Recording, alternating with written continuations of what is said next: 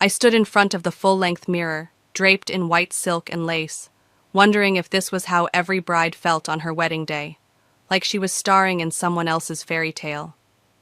My name is Zuriel, and in less than 3 hours I was supposed to marry the man of my dreams. Instead, I was fighting the urge to rip off my veil and run. "You look perfect," Hallie gushed, adjusting my train for the 100th time. "Leo won't be able to take his eyes off you." I caught her reflection in the mirror. My sister's smile didn't quite reach her eyes. Something was off, had been off for weeks now. The way she'd hover during my phone calls, her sudden interest in my financial planning meetings, those hushed conversations that stopped whenever I entered a room. "Thanks," I managed, forcing a smile. "Could you grab my phone from my purse? I want to check if Mom's arrived." The moment Hallie left the bridal suite, I let out a breath I didn't know I'd been holding.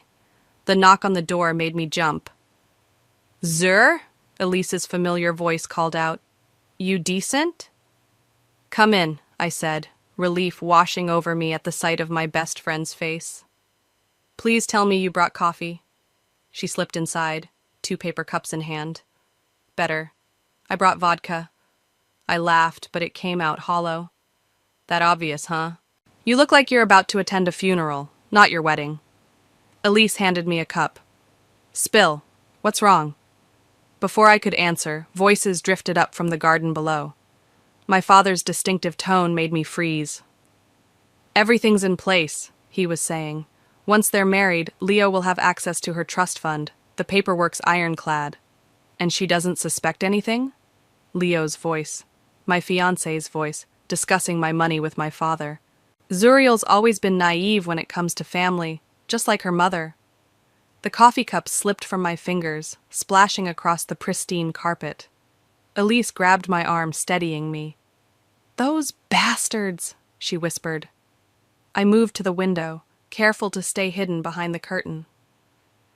Leo and my father stood by the rose garden, heads bent together like conspirators.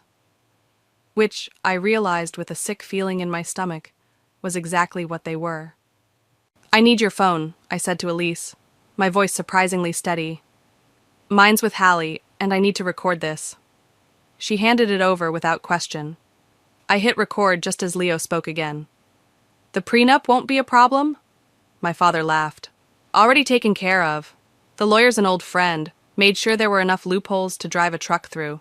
Within 6 months, you'll have full access to her inheritance." "And Hallie? She's still on board?" "My eldest knows what's good for her. Besides, her cut's already been negotiated." I stopped recording, my hands shaking. "My own sister," I whispered. "My own family." Elise pulled me into a fierce hug. "What are you going to do?" The door opened, and Hallie breezed back in, my phone in hand. "Sorry it took so long. Mom's stuck in traffic, but she'll be here soon." She paused, taking in the scene. "Everything okay?" I looked at my sister, really looked at her. The designer bridesmaid dress she'd insisted on, the new diamond earrings she shouldn't have been able to afford on her teacher's salary, all the pieces falling into place. "Everything's fine," I said, smoothing down my dress. "Just wedding day jitters." Hallie relaxed visibly. "Don't worry, sis. This is going to be a day no one will ever forget." For the first time since overhearing the conversation, I felt my lips curve into a genuine smile. "You're absolutely right about that." After Hallie left to check on the flowers, Elise grabbed my shoulders. "Please tell me you have a plan." I reached for my purse, pulling out a small USB drive. "Remember last month when I said I was paranoid for installing security cameras in my office? Turns out paranoia pays off." I handed her the drive. "I need you to get this to the AV team. Tell them it's a surprise wedding video." "What's on it?" "What's on?" Every conversation my father and Leo have had in my office for the past 3 weeks. Every plot, every scheme, every betrayal. I straightened my veil, a calm settling over me. "They want a show? I'll give them one they'll never forget." "Zur," Elise said softly. "Are you sure about this?" I met my reflection's gaze in the mirror. The woman staring back wasn't a victim. She was a force to be reckoned with. "They thought they could steal my future," I said. "Instead, they're about to lose everything." "You need to see this," Elise whispered, pulling me into an empty conference room at the venue. 2 hours until the ceremony, and my heart was racing with equal parts rage and determination. She pulled up a video on her laptop, security footage from my father's office that I hadn't seen yet. The timestamp showed yesterday afternoon. I had to hack into his cloud storage, she explained. Your dad really should use better passwords than your mom's birthday. On screen, Hallie paced back and forth while my father sat at his desk, counting what looked like stacks of cash. What if she finds out? Hallie's voice crackled through the speakers. Zuriel's not stupid. Your sister sees what she wants to see, my father replied. Just like she sees love when she looks at Leo. Speaking of which, your advance payment. He pushed an envelope across the desk. Hallie snatched it up. This isn't what we agreed on. The rest comes after the wedding. Can't have you getting cold feet now, can we? I clicked the laptop shut, unable to watch anymore. My own sister sold me out for cash. There's more, Elise said quietly. Your mom... A knock at the door made us both jump. Hallie stuck her head in. There you are. Mom's looking for you. Something about the veil? I forced a smile. Be right there. As soon as Hallie left, I turned to Elise. I need you to do something else for me. Call Nathaniel. Your old friend from law school? Why? Because I'm about to blow up my entire family, and I need a good lawyer in my corner. 20 minutes later, I was sitting in the bridal suite while my mother fussed with my veil. Her hands trembled slightly as she pinned it in place. Mom, I said softly, is there something you want to tell me? She froze for a moment, then continued adjusting the fabric. What do you mean, sweetheart? About Leo, about the prenup, about any of it. Her hands dropped to her sides. Zuriel, please. How long have you known? She sank into a nearby chair, suddenly looking every bit her age. Your father? He said it was for the best. That Leo would take care of you, keep the money in the family. And that made it okay to conspire against your own daughter? I tried to stop it at first, she whispered. But your father, you know how he gets. I did know. I'd watched him manipulate and control everyone around him my entire life. But this time was different. My phone buzzed. A text from Nathaniel. Everything's ready. Are you sure about this? I typed back quickly. Absolutely. Zuriel, my mother pleaded. Whatever you're thinking of doing, save it, I cut her off. You had your chance to warn me, to protect me. You chose not to. A knock at the door announced Elise's return. The guests are arriving, she said, and I've got something you need to see. She handed me her tablet. On it was a bank statement. Leo's personal account. Regular deposits from my father over the past year, totaling close to $500,000. He's been getting paid to court you, Elise explained. Your father orchestrated the whole relationship. I laughed, but there was no humor in it. Of course he did, because finding my own happiness wasn't part of his master plan, was it? Another knock, and this time it was Hallie. The photographer wants some pre-ceremony shots with the family. Perfect timing, I said, standing. Let's get everyone together. One last happy family portrait. As we walked to the garden, Hallie grabbed my arm. You seem different. Is everything okay? I stopped and turned to face her. Tell me something, sis. How much was I worth to you? How much did our father have to pay you to betray me? The color drained from her face. I don't know what you're talking about. No? Should we ask Leo? Or maybe we should check that envelope in your purse. She grabbed my wrist, her nails digging in. Whatever you think you know. I know everything, I hissed, pulling free. And in about an hour, so will everyone else. You'll destroy this family. No, Hallie. You all did that yourselves. I smoothed my dress and plastered on a smile. Now, let's go take those photos. I want to remember exactly how everyone looked before it all fell apart. As we joined the rest of the family by the rose garden, I caught Elise's eye. She gave me a subtle nod. Everything was in place. My father raised his champagne glass. To my beautiful daughter and the perfect union of our families. I raised my own glass, meeting his eyes. To truth, I said, and to karma. The confusion that flashed across his face was just the beginning. The real show was about to start. After the photos, I slipped away to meet Nathaniel in the venue's library. He stood by the window, tablet in hand, looking every bit the sharp lawyer he'd become since our law school days. "Did you get everything transferred?" I asked, closing the door behind me. "As of 20 minutes ago, your entire inheritance is locked in an ironclad trust." He showed me the confirmation documents. "Your father's going to have an aneurysm when he realizes he can't touch it." "What about the prenup?" "Already handled. I filed the documentation showing it was signed under duress and with fraudulent intent. Even if Leo tries to challenge it, he doesn't stand a chance." A soft knock interrupted us. My mother entered, closing the door quickly behind her. "I thought I'd find you here," she said, wringing her hands. "Sweetheart, please. Whatever you're planning." "Sit down, Mom." I gestured to a leather armchair. "Let's talk about the offshore account Dad opened in your name." She sank into the chair, face pale. "How did you—" "The same way I know about the payments to Leo, the fake prenup, and Hallie's little side deal." I pulled up a chair across from her. "The question is, what are you going to do about it?" "Your father. He said it was just insurance, that the money would stay in the family." "No, Mom. The money was never going to stay in the family. It was going to stay with him." I leaned forward. "Did you know Leo's already picked out the house he's going to buy with my money? In the Cayman Islands, coincidentally." Her hands started shaking. "I didn't want any part of this." "But you went along with it anyway." I stood up. "You have 30 minutes to make a choice. Either stand with me when I expose everything, or go down with them." "Zuriel." 30 minutes, Mom. Choose wisely." As she hurried out, Nathaniel whistled low. That was intense. "It's about to get worse." I checked my phone, a message from Elise confirming the video setup was ready. "I need you to do one more thing for me." "Name it." "When everything goes down, get my mother out of here. No matter what she chooses, she doesn't deserve to watch her world collapse in public." He nodded.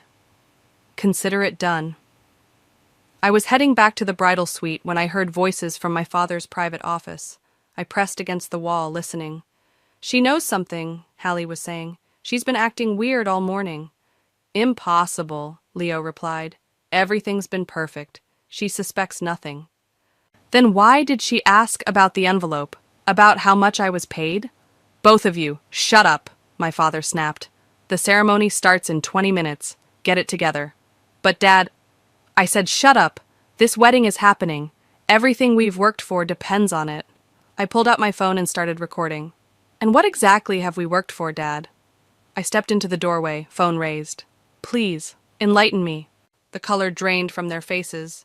Leo recovered first, moving toward me with his arms outstretched. "Baby, what are you doing here? It's bad luck to—" "Save it." I backed away from his reach. "I've had enough luck with you to last a lifetime." My father stood, his face darkening. "Whatever you think you know. I know everything." I held up my phone. "And now I have this conversation too. Should we add it to the highlight reel?" "Highlight reel?" Hallie's voice cracked. "Oh, didn't Dad tell you? All those private conversations in his office? Not so private after all." My father lunged for my phone, but I was already moving. "You ungrateful little—" "Careful, Dad. Wouldn't want to bruise the bride before her big moment, would you?" "Zuriel, please," Leo tried again. "We can talk about this." "Oh, we will, in front of everyone." I backed toward the door. "I hope you're all camera ready. Your performances are about to go viral." I slammed the door on their shocked faces and ran straight into Elise. "There you are." She grabbed my arm. "Everything's ready, but we have a problem. Your mom—" "Is right here." My mother's voice came from behind us. We turned to find her standing there, spine straight, eyes clear. And I'm done being a coward. "Mom?" She pulled an envelope from her purse. "Bank statements, transfer records, everything your father's been hiding for the past year." She handed it to me. "I should have done this months ago." I hugged her tight, breathing in her familiar perfume. "Thank you." "Don't thank me yet." She pulled back, straightening my veil. "Now, let's go give these bastards exactly what they deserve." As we walked toward the ceremony, I could hear the guests being seated, the soft music starting to play. In 15 minutes, I was supposed to walk down the aisle toward my happily ever after. Instead, I was about to burn it all down. And I couldn't wait to light the match. The string quartet played softly as guests filtered into their seats. I watched from a hidden alcove as Leo worked the crowd, flashing that practiced smile I'd once found so charming. Now I could see the calculation behind it. "Everything's set," Elise whispered, joining me. "The video will start playing the moment you give the signal." "And the police?" "Nathaniel has them on standby. The moment we show the evidence of financial fraud, they'll move in." A movement caught my eye, my father gesturing frantically at Hallie near the altar. She nodded and hurried toward the bridal suite where I was supposed to be waiting. "Showtime," I muttered, slipping back through the side door just as Hallie burst in. "There you are!" She was breathless, panicked. "Dad wants to talk to you, before the ceremony." "I bet he does." I adjusted my veil in the mirror. "Tell him I'll see him at the altar, where everyone can hear what I have to say." "Zuriel, please." She grabbed my arm. "You don't understand what you're about to do." I yanked free. "No, you don't understand what you did. How much was it worth, Hallie? How much did Dad pay you to help destroy my life?" "It wasn't like that. I needed the money." "For what? The new car? The designer clothes? Was selling out your sister worth it?" Tears welled in her eyes. "You've always had everything. The inheritance, Dad's approval, the perfect life. I just wanted—" "Perfect life?" I laughed bitterly. "You mean the life where my own family conspired to steal everything from me? Where my fiancé is nothing but a paid actor? Leo loves you. Leo loves my money, and now I have proof." I pulled out my phone, showing her the bank statements. Every payment, every meeting, every lie, it's all documented. The color drained from her face. "Those transfers? They could be anything." "Really? Should we ask Leo about the house in the Caymans? Or maybe about his girlfriend in Miami?" Her head snapped up. "What girlfriend?" "Oh, you didn't know about that part? Interesting how Dad kept some secrets even from his accomplices." The wedding march began to play. Hallie's hands started shaking. "Don't do this," she pleaded. "You'll destroy everything." "No, you all did that yourselves. I'm just making sure everyone knows the truth." A knock at the door. Elise poked her head in. "It's time." I turned to my sister one last time. "You should get out there. You won't want to miss this."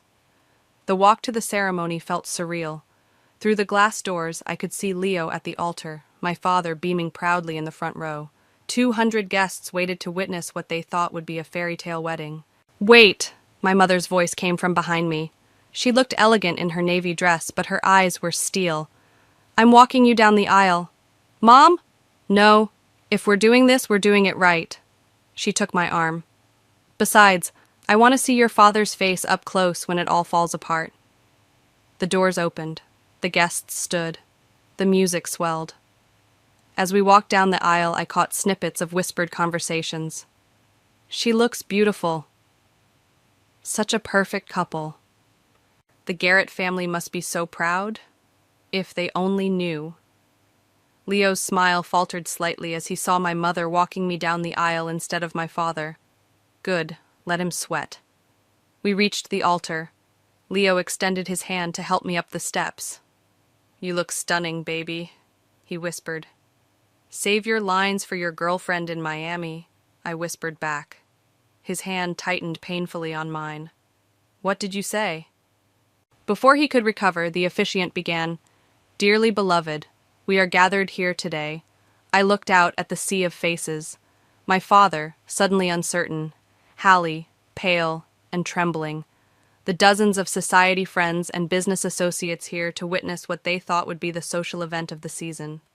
"If anyone knows any reason why these two should not be joined in holy matrimony," the officiant continued, "speak now or forever hold your peace." I raised my hand. "Actually, I have something to say." A murmur rippled through the crowd. Leo's grip on my hand became crushing. "Darling," he said through clenched teeth, "what are you doing?" I smiled, sweet as poison. "I'm giving everyone exactly what they came for, a show they'll never forget." I turned to face the guests, pulling my hand free from Leo's grasp. Before we continue, there's a video I'd like everyone to watch. The massive screens on either side of the altar flickered to life. My father half rose from his seat, face contorting with rage. "Zuriel," he growled, "sit down." "No, Dad, I think everyone should see this." I nodded to Elise at the back of the room. "Roll it." The first clip played. My father and Leo in the office discussing payment schedules and asset transfers. The audio was crystal clear. "Once you're married," my father's voice boomed through the speakers, "we'll start moving her assets offshore. She'll never know what hit her." Gasps rippled through the crowd. Leo lunged for the microphone in my hand, but I stepped back. "Careful, darling. Wouldn't want to look violent in front of all these witnesses, would you?" The next clip showed Hallie counting stacks of cash. "And she really doesn't suspect anything?" "Your sister's too busy planning her perfect wedding," my father's voice replied. "By the time she figures it out, the money will be gone." Someone in the audience shouted, "Turn it off!" "Oh, we're just getting started," I announced, my voice steady. "Let's talk about Leo's girlfriend in Miami, the one he visited last week while telling me he was at a business conference."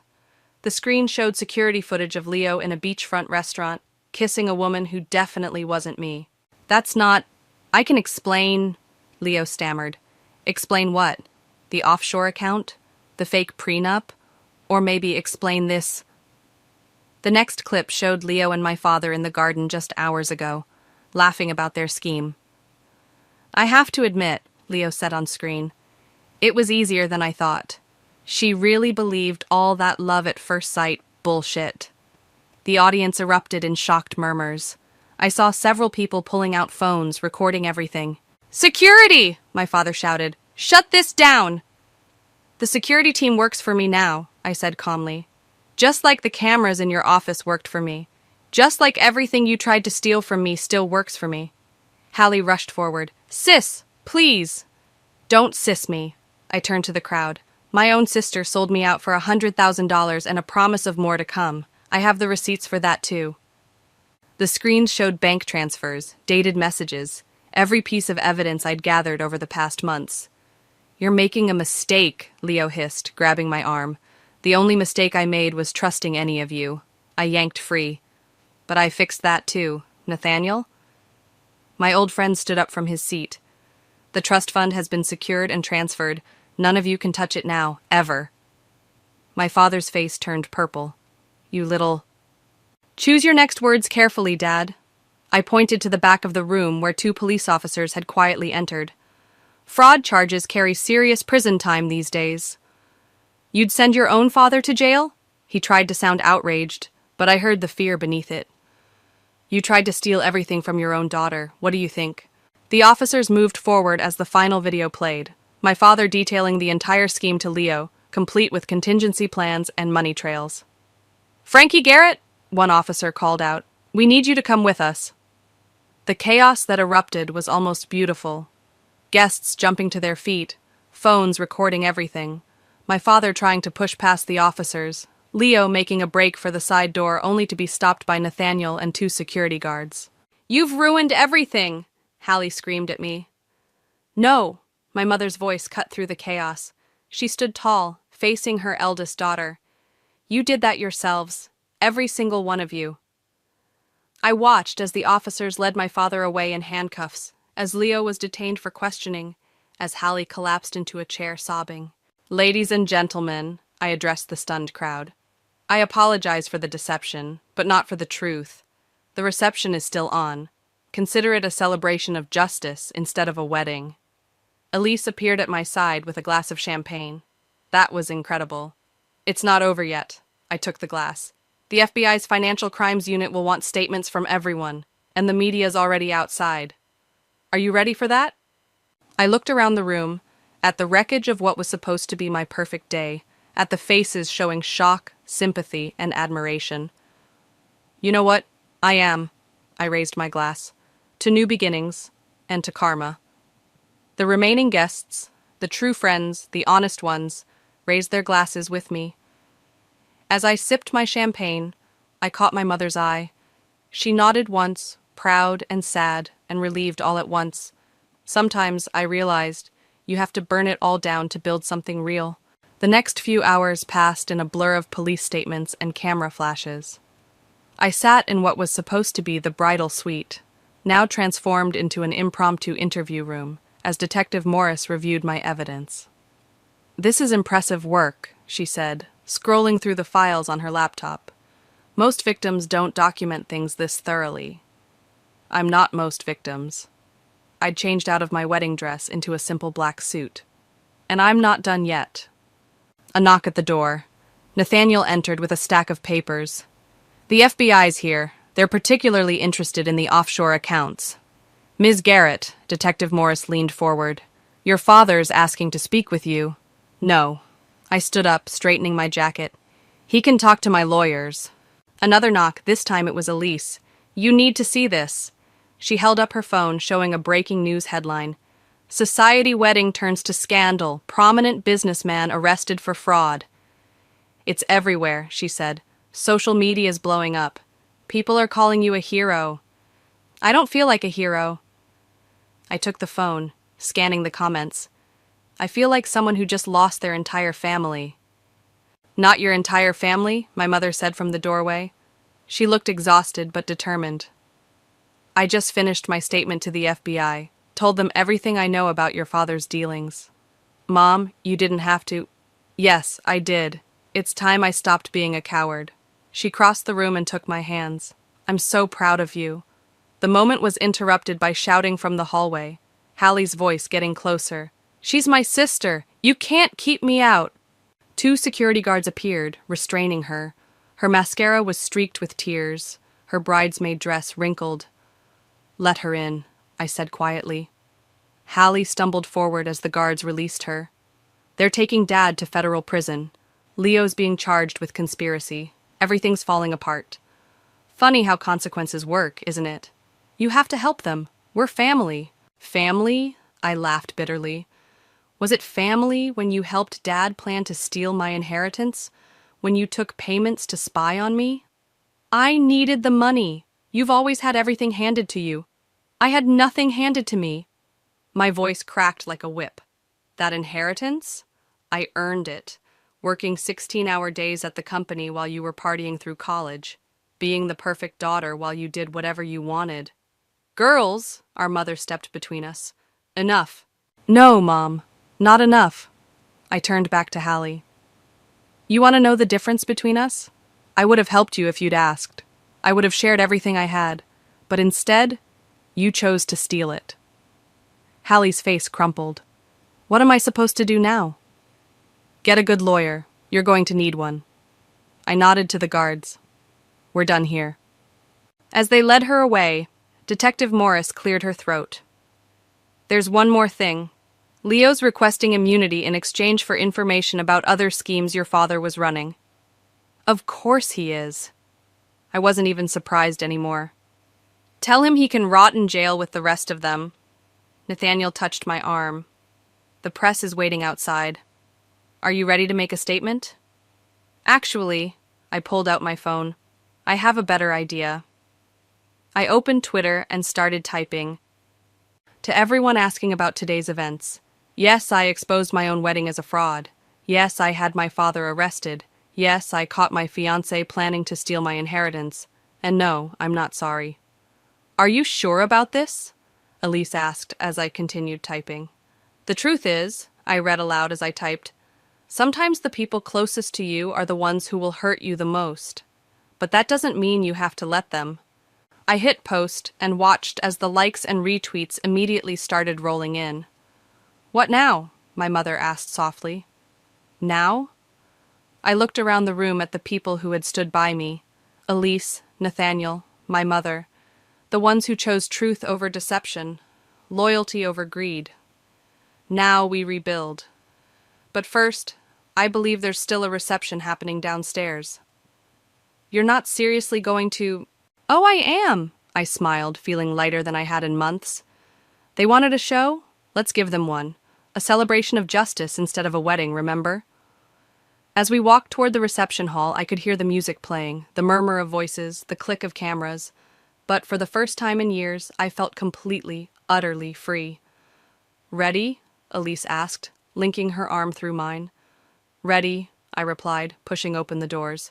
Time to show them what real power looks like. The reception hall fell silent as I entered. Hundreds of eyes turned to watch me walk to the center of the room, where the first dance should have happened. Instead, I took the microphone from the band's lead singer. "Thank you all for staying," I said, my voice steady. "I know this isn't the celebration you expected." "You're damn right it's not." A man stood up, Leo's father. "You've destroyed both our families." "No, sir. Your son and my father did that when they decided to commit fraud." I held up my phone. "Would you like to see the video of Leo planning to empty my accounts and flee to the Caymans?" He sat down abruptly. "I've been getting messages asking why I did this so publicly," I continued. "Why not handle it privately? Here's why." I nodded to Elise, who started a new video on the screens. This time, it showed other victims.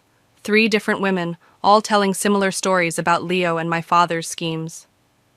"Sarah lost her tech company," I narrated as the first woman spoke. "Maria lost her inheritance. Rebecca lost her family business. All of them stayed quiet out of shame. All of them were told to handle it privately." The room erupted in whispers as more faces appeared on screen. More victims, more stories. "My father and Leo didn't just target me," I said over the growing murmurs. "They've been doing this for years, but they picked the wrong target this time." Nathaniel stepped forward with a stack of papers. "These are civil suits being filed on behalf of all the victims. The FBI is already freezing accounts and seizing assets." "You can't do this!" Leo's mother shrieked, standing up. "We have rights!" "Yes, you do. You have the right to remain silent," Detective Morris called out as she entered with more officers, "which I suggest you exercise while we discuss your role in these schemes." As they led Leo's parents away, my mother took the microphone. "I enabled this," she announced, her voice shaking slightly. "By staying silent, by looking the other way, I helped them hurt people. That ends today." She turned to me. "My daughter taught me that real strength isn't in keeping secrets, it's in exposing them." Applause broke out, scattered at first, then building. I saw phones recording everything, social media notifications flooding my screen. "The company," someone called out. "What happens to Garrett Industries?" "I'm glad you asked," I smiled. "As of this morning, I've assumed control as CEO. Our first order of business, a victim restitution fund." More applause, more cameras flashing. "But that's not all," I continued. "Elise?" My best friend stepped forward, tablet in hand. "We've uncovered evidence of systematic fraud across multiple industries, names, dates, transactions, everything." "Which means," I took back the microphone, "this isn't just about my wedding anymore. This is about justice for everyone they've hurt." The doors burst open again. Hallie stood there, still in her bridesmaid dress, mascara streaked across her face. "Is this what you wanted?" she screamed. "To destroy everything?" "No, Hallie. This is what you wanted." I kept my voice calm. "You wanted money? Power? Well, congratulations. You're about to be famous, just not the way you planned."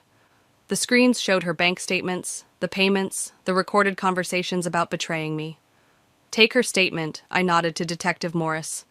"She might want to consider cooperating. It could help at sentencing." As they led my sister away, I turned back to the crowd. "The real celebration today isn't about a wedding. It's about truth. About standing up to people who think their power makes them untouchable." I raised my champagne glass. "To justice, to consequences, and to new beginnings." The room erupted in cheers. People stood, raising their glasses, phones still recording every moment. Nathaniel appeared at my side. "The FBI wants to talk to you about the other cases, and the media's going crazy. Your story's trending worldwide." "Good." I handed him my glass. "Let them see what happens when you fight back." "Zur," Elise called out, showing me her phone. "Your tweet just hit 1 million retweets. People are calling you the runaway bride who fought back." I laughed. "I didn't run away, I stood my ground." My mother hugged me tight. "You did more than that. You showed everyone else how to stand their ground too." As the party continued around us, no longer a wedding reception but a celebration of justice, I felt a weight lift from my shoulders. The truth was finally out, and with it came not just freedom, but power. Real power. The kind they couldn't steal. the kind that comes from standing up and saying, "No more." The sun was setting when I finally left the venue, casting long shadows across the courthouse steps where reporters had gathered. My mother squeezed my hand as we faced the wall of cameras. "Ms. Garrett, how does it feel to take down your own family's criminal empire?" "Not my empire anymore," I said into the microphones. "As of today, Garrett Industries is being restructured into a victim advocacy organization. Every penny they stole will be returned." "What about your sister's claims that you're destroying your family legacy?" "Legacy?" I met the reporter's eyes. "My father's legacy was built on lies and theft. I'm building something better, truth and justice." "And the wedding gifts?" someone called out. "All being returned," Elise answered from beside me, along with a letter explaining how their generosity will help fund legal support for fraud victims. My phone buzzed, a message from Detective Morris. "Leo's talking. Everything. Your father's network is crumbling. Ms. Garrett, what's next for you?" Before I could answer, a commotion erupted at the bottom of the steps. Hallie pushed through the crowd, no longer in her bridesmaid dress but in plain clothes, her face stripped of makeup. "I want to make a statement," she said, her voice raw. The cameras swung toward her. My mother tensed beside me, but I held up a hand. "Let her speak." Hallie stepped forward, trembling but determined. "My sister was right, about everything. I was jealous and greedy, and I helped hurt people." She turned to face me. "I'm sorry, Zuriel. I'm so sorry." "Actions speak louder than words," I replied. "I know, that's why—" She pulled out a folder. "That's why I just gave the FBI everything. Account numbers, contacts, every scheme I knew about, and I'm ready to testify." The reporters erupted with questions, cameras flashed, but I was watching my sister's eyes, seeing real remorse for the first time. "It's a start," I said quietly. Nathaniel appeared, tablet in hand. "The first restitution payments are going out. Sarah's getting her company back. Maria's inheritance is being restored. Rebecca's family business is being returned." "And Leo?" my mother asked. "Singing like a canary," Detective Morris said, joining us. "Your father's international partners are being arrested as we speak. The whole network's coming down." I felt a tap on my shoulder. Elise was grinning, holding up her phone. On the screen was a video of a young woman, tears streaming down her face. "Thank you," the woman was saying. "I lost everything to these men 2 years ago. Watching you fight back, you gave me hope. You gave all of us hope." More messages flooded in, victims sharing their stories, people standing up to their own abusers, women refusing to be silenced. "This is bigger than us now," I told the reporters. "This is about everyone who's ever been told to stay quiet, to handle things privately, to protect powerful men's reputations."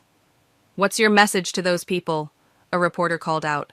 "Stand up, speak out, document everything." I smiled. "And never let anyone steal your power." Hallie stepped closer. "I want to help, really help, not just with testimony. These victims, maybe I can work with them, show them they're not alone." "You'll have to earn their trust," I said. "And mine." "I know. I'm ready to try." My mother wrapped an arm around each of us. "We all are." As the sun disappeared behind the courthouse, casting the world in shades of purple and gold, I looked at the people around me. My mother, finding her strength. My sister, choosing redemption. My friends, standing firm through everything. "One last question," a reporter shouted. "Do you regret exposing everything so publicly?" I thought about the videos still circulating online, the stories being shared, the victims finding their voices. "No," I said firmly. "Some things need to be dragged into the light. Some truths need to be shouted from the rooftops." I turned to face the cameras one last time.